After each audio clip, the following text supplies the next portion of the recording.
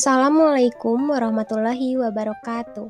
Halo semuanya, perkenalkan nama saya Nur Alia dengan NIM 2101862 dari Keperawatan EPOK UPI tingkat 2 kelas A.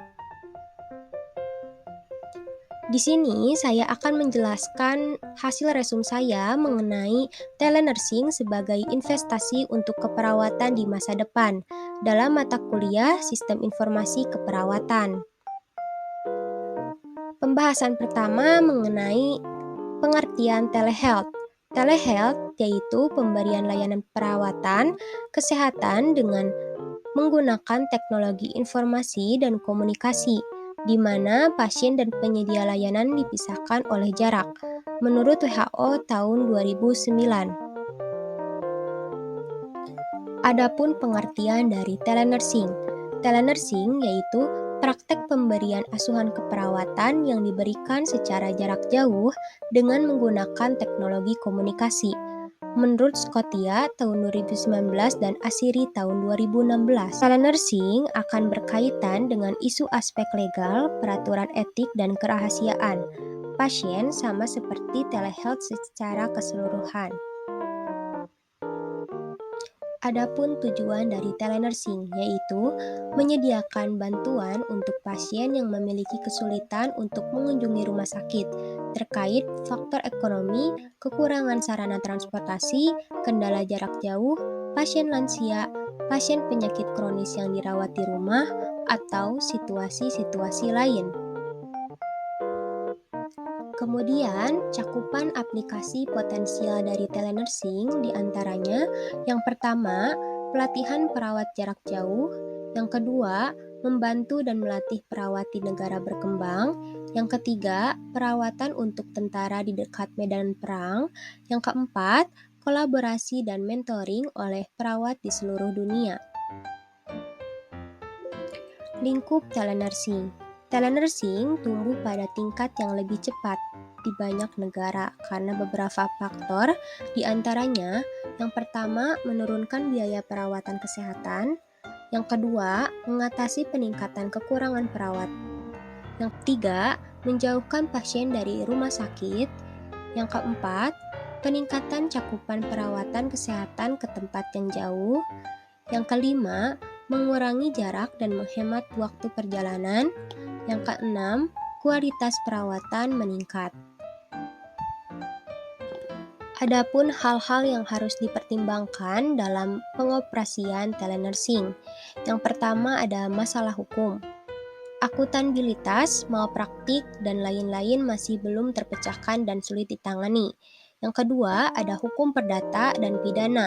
Dapat dijatuhkan terhadap penyedia layanan kesehatan jika mereka tidak mematuhi hukum negara. Yang ketiga ada panduan protokol standar, di mana praktik yang aman dan etis dengan privasi dan kerahasiaan informasi pasien. Jenis-jenis telenursing menurut Coach tahun 2015. Kemudian, apa saja sih manfaat telenursing bagi perawat, pasien, dan rumah sakit? Bagi perawat, manfaat telenursing yang pertama ada jam kerja fleksibel, yang kedua kepuasan dan kenyamanan kerja, yang ketiga efektivitas biaya, menurunkan biaya transport, meningkatkan penghasilan, dan yang keempat efisien, seperti peluang untuk mengembangkan keterampilan meningkat. Lalu manfaat telenursing bagi pasien, yang pertama ekonomis dan efisien, yang kedua meningkatkan partisipasi aktif keluarga, yang ketiga mengurangi kunjungan ke vankes, yang keempat meningkatkan akses pelayanan kesehatan dan keperawatan, yang kelima meningkatkan kenyamanan pasien dan keluarga. Lalu manfaat telenursing rumah sakit, yang pertama mengatasi kekurangan perawat, yang kedua peningkatan kapasitas tempat tidur, yang ketiga menghemat waktu kerja, yang keempat penyediaan layanan untuk lebih banyak klien dan dengan jangkauan lebih luas atau lintas wilayah. Adapun tantangan telenursing. Yang pertama, kesulitan dalam penggunaan teknologi karena kurangnya petunjuk, pendidikan, bantuan, dan dukungan bagi perawat maupun pasien. Yang kedua, risiko terhadap keamanan dan kerahasiaan dokumen klien. Yang ketiga, kurangnya dukungan emosional, sentuhan terapeutik yang dirasa pasien dibandingkan dengan adanya kontak atau interaksi langsung dengan perawat. Yang keempat, berkurangnya kualitas pelayanan kesehatan. Yang kelima, kegagalan teknologi. Yang keenam, ancaman terhadap keselamatan pasien dan malpraktek. Telenursing di Brazil yaitu sebagai sistem yang dirancang agar informasi dapat dibagikan dengan dokter yang merawat jika diperlukan prosedur medis. Selanjutnya, di sini akan membahas mental health line, yaitu layanan berbasis telepon tersedia 24 jam, sehari, 7 hari seminggu, panggilan dialihkan ke saluran dari nomor telepon layanan kesehatan mental Dewan Kesehatan Distrik yang ada. Lalu adapun tujuannya, yang pertama, meningkatkan akses ke informasi tentang penyakit mental, yang kedua, meningkatkan akses ke layanan, yang ketiga, meningkatkan kesempatan untuk intervensi dini, yang keempat, memberikan pelayanan yang lancar, yang kelima, memastikan rujukan yang tepat, yang keenam, meningkatkan kualitas dan efisiensi pelayanan kesehatan, yang ketujuh, efektivitas pemberian kesehatan mental. Yang kedelapan, layanan dengan mengurangi permintaan yang tidak perlu dan mengarah konsumen ke layanan perawatan kesehatan mental yang paling tepat. Penerapan telenursing di Indonesia. Telenursing di Indonesia masih terbatas di bidang pendidikan. Infrastruktur yang belum memadai di Indonesia belum memiliki kompetensi telehealth sebagai aspek legal dalam memberikan perawatan kepada pasien.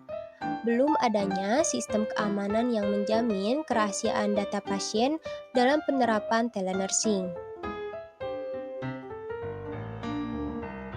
Adapun strategi pengembangan telenursing diantaranya, yang pertama, pemahaman yang baik tentang pelayanan kesehatan dan permasalahannya. Yang kedua, fasilitas, teknologi, dan infrastruktur jaringan yang tersedia, kerjasama sinergis berbagai pihak. Dan yang ketiga, inovasi yang dikembangkan secara konsisten dan berkelanjutan. Dan yang keempat, penelitian lebih lanjut diperlukan untuk memahami bagaimana layanan tersebut dapat memaksimalkan efektivitas dan jangkauan ke seluruh populasi. Selain strategi pengembangan telenursing tadi, adapun kendala telenursing di Indonesia. Yang pertama, infrastruktur di beberapa daerah kecil di Indonesia masih dirasa belum memadai. Kemudian, aspek legal di Indonesia masih belum memiliki undang-undang yang pasti mengatur penggunaan telenursing. Lalu, keamanan kemungkinan pencurian data pasien yang dapat dilakukan melalui media internet sangatlah besar. Adapun tren masa depan.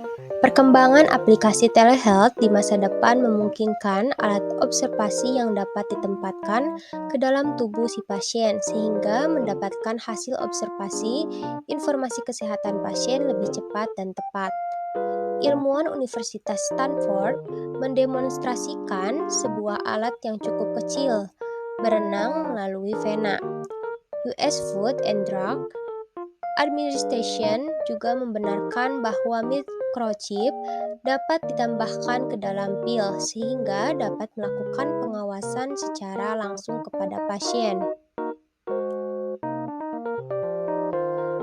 Penutup dari presentasi kali ini yaitu seorang perawat yang melakukan pelayanan keperawatan jarak jauh tetap menggunakan proses keperawatan untuk mengkaji, merencanakan, mengimplementasikan, mengevaluasi, dan mendokumentasikan asuhan keperawatan menurut Sanderson tahun 2018.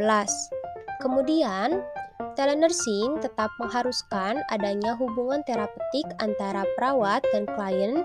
Dalam telenursing, hubungan tersebut dapat terbina melalui penggunaan telepon, internet, atau alat komunikasi yang lainnya.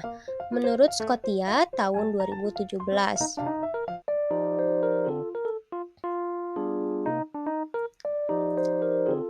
Sekian dari saya. Mohon maaf bila ada salah kata. Wassalamualaikum warahmatullahi wabarakatuh.